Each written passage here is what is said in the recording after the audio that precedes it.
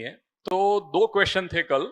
एक क्वेश्चन ऐसा था कि शादी कर सकते हैं लेकिन मैं बच्चा एडॉप्ट करूंगा, और दूसरा एक क्वेश्चन था मैं शादी किए बगैर बच्चा एडॉप्ट क्यों ना कर लूं। तो ये दोनों क्वेश्चन आए थे कल गोष्ठी में। देखिए, दो तरीके हैं। एक तो तरीका ये है कि रेडीमेड आपको आंसर्स दिए जाएं। मैं ऐसा सोचता हूं कि रेडीमेड आंसर्स काम नहीं करते। जो क्वेश्चन आपका है उसके लिए पर्याप्त बेस आपके अंदर बन जाए, पर्याप्त आधार आपके भीतर बन जाए और उसका आंसर आपके भीतर से इवॉल्व हो जाए, तो वो सही अर्थों में आंसर होगा। दूसरे के द्वारा बोला गया आंसर अक्सर हमारा आंसर नहीं होता है। तो मैं तो ये चाहूँगा कि आगे के लिए हम कुछ ठीक से प्लान करेंगे, तो एक बार हमारी क्लैरिटी बनेगी तो हम पूरी बात कर पाएंगे। फिलहाल यदि आप बोल ही रहे हैं तो मैं इसमें इतना ही कह सकता हूँ कि जो ऑब्जर्वेशन ये आया है, देखो, एक तो ये स्थिति बन रही है कि हम इतने ही परम ज्ञानी होते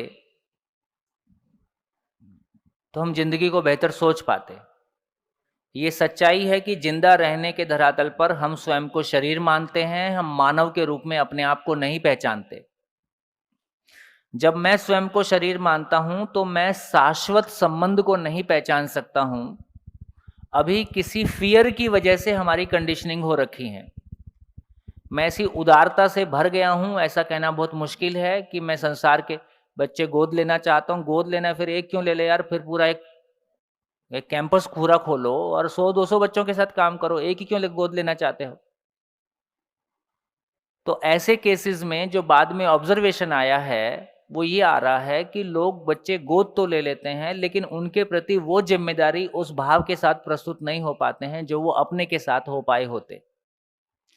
तो ना तो उनका अंतर्मन भरता है, एक भीतर की जो तृप्ति है ना, जन्म देने की घटना की वजह से अब आपको कोई कंफ्यूजन नहीं है कि आपके शरीर का हिस्सा है, आपके द्वारा पैदा हुआ है।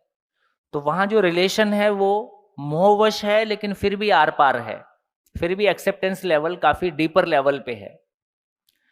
ये जो गोद लिए गए बच्चे हैं इनमें काफी हद तक ये ऑब्जर्वेशन, मतलब ये रिकॉर्ड में, डाटा में आ रहा है, सर्वे में आ रहा है कि वो उतनी गहरी एक्सेप्टेबिलिटी, ना तो भीतर से उनको भी वो तृप्ति होती है ना, और कुछ समय के बाद उनको खुद भी पता चलता है जिस समय गोद लिया था उस समय कोई भाव जरूर रहता है, लेकिन उस भाव की निरंतरता आने वाले 20-30 सालों में कितनी रह पाएगी ये कहना मुश्किल है। तो वो गैप क्रिएट होते हैं। तो मेरा ये कहना है कि यदि आप लावारिस बच्चों के लिए कुछ करना चाहते हो तो मिलके एक ऑर्गेनाइजेशन खोलो, वहाँ 100-200 बच्चों के साथ कुछ अच्छा काम करो, 10-20 बच्चों के साथ कुछ अच्छा काम करो, है ना। ये जो विवाह विवाह वो जगह है जहाँ आप स्वयं उस एहसास से गुजरते हैं, जहां आप प्रकृति के क्रिएशन की साक्षी होते हैं और फिर हर क्षण उसको गढ़ने के लिए आप साक्षी होते हो। बेसिकली अपना प्रतिरूप आप गढ़ते हो। अपने प्रतिरूप को गढ़ते गढ़ते और आप उस स्थिति को पा जाओ कि आपको सारे बच्चे अपने जैसे लगने लगे, ये बहुत अच्छी बात है, ये बहुत ऊंची बात है। लेकिन अभी आपका मनस्थिति, जो गोद लेने वाले लोग जिस समय गोद ले रहे होते हैं, अधिकांश लोगों की मनस्थिति को इतनी ऊंची होती है, ऐसा कहना मुश्किल। तो इसके बाद में कॉम्प्लिकेशन देखने को मिलते हैं। तो मेरा ये सोचना है कि मैं क्या करूं क्या नहीं करूं। जिंदगी में रेडीमेड आंसर्स काम नहीं करते हैं। तो जिंदगी में क्या काम करता है? जिंदगी में एक ही चीज काम कर रही है मानव के लिए, संसार क्या है, मैं क्या हूं, करना क्या है। इस पे मेरी पूरी क्लैरिटी हो जाए, फिर आप जो ठीक लगता है करो। जब भी मैं कुछ करना जब भी आप क्वेश्चन पूछ रहे हैं, इसका मतलब ये सिद्ध करता है कि आपको क्लैरिटी नहीं है।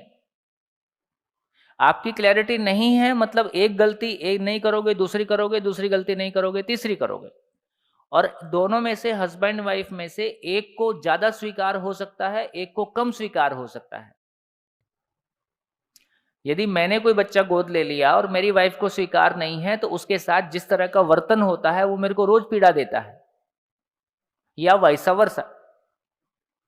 तो इसका मतलब है कि एक काम किया जाए, समझने का काम पूरा किया जाए, समझ के बाद जो अपने भीतर से निर्णय आए उस पर चला जाए। ये ज्यादा सम्मानजनक है। हाँ जी। सर यहाँ पे पहले जो अडॉप्टेड चाइल्ड की बात थी उस पे वापस जा रहा हूँ मैं ये जानना चाहता था कि काफ़ी बार ऐसा होता है आगे चल के लाइफ में कि कोई कपल कंसीव नहीं कर पाता है कोई बायोलॉजिकल रीज़न की वजह वो से, अलग बात है फिर। तो अगर विवाह की तृप्ति बच्चे में ही है तो क्या फिर वो कभी कंप्लीट? ऐसा नहीं, यदि ऐसी कोई स्थिति है उसकी वजह से फिर आप कोई अडॉप्शन करते हो तो वो अलग स्थिति है, फिर आपको क्लियरली पता है ना, कि ये हमने इस वजह से किया है, उसमें फिर बहुत ठोस रीजन आपके पास है, वो हिलने डुलने वाला नहीं है जिंदगी भर। ये कंक्लूजन आने के बाद कि इस शरीर यात्रा में हम दो मिलके बच्चे को पैदा नहीं कर सकते हैं, बच्चा क्रिएट नहीं कर सकते हैं, इस स्वीकृति के साथ और हमको एक बच्चे को जिंदगी देना है, वो दूसरे एक बच्चे को जिंदगी देने का मतलब है अपने भाव की अभिव्यक्ति की जगह मैं बनाता हूं। मैं दीवार से बात नहीं करूंगा ना, एक बच्चे को गढ़ना है तो मैं उसी बच्चे को गढ़ सकता हूं जिसके साथ मैं रहता हूं, जीता हूं, सोता हूं, उठता हूं, पड़ोसी के बच्चे के साथ नहीं कर सकता। तो अब ये क्लियर हो गया कि मैं अपने बच्चे हम अभी नहीं कर सकते हैं, तो एडॉप्शन की फिर स्टेट ऑफ माइंड अलग होगी। हाँ जी, बढ़िया।